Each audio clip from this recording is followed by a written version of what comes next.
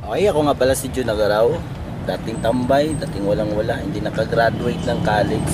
Sa hirap ng buhay, lahat na lang ng trabaho pinasukan.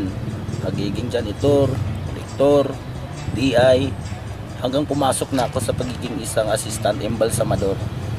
Nung na-introduce sa akin ang M Global, June 8, 2009, sabi ko sa sarili ko, lahat ng mga natutunan ko doon sa previous kong company, try ko kaya i-apply dito yung mga magaganda.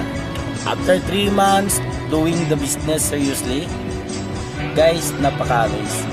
Ang dati kong pinapangarap, dinadrivean ko na. Brand new Montero Sport 2009 model. 3 months ko lang ginawa sa M Global yan. Hanggang tuloy-tuloy ko, umabot ng 6 months, ako yung unang na-award sa Cunita Astrodome as a Millionaire Circle in Davao City. Umabot ng 1 year.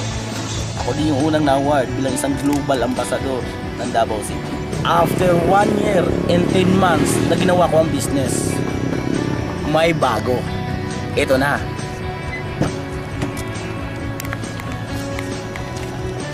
Guys, ito yung bagong-bago pa at mainit na mainit pa.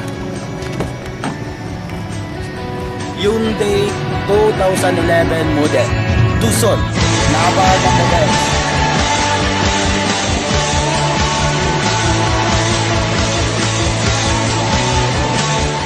Ito, pinapangarap ko lang din dati.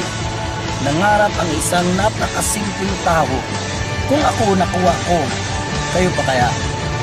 Try nyo lang mangarap.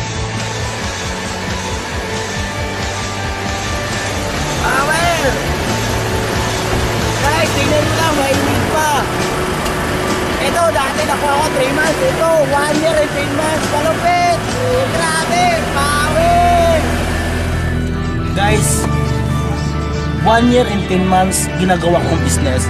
May 2 sasakyan na. Ang sarap ng buhay.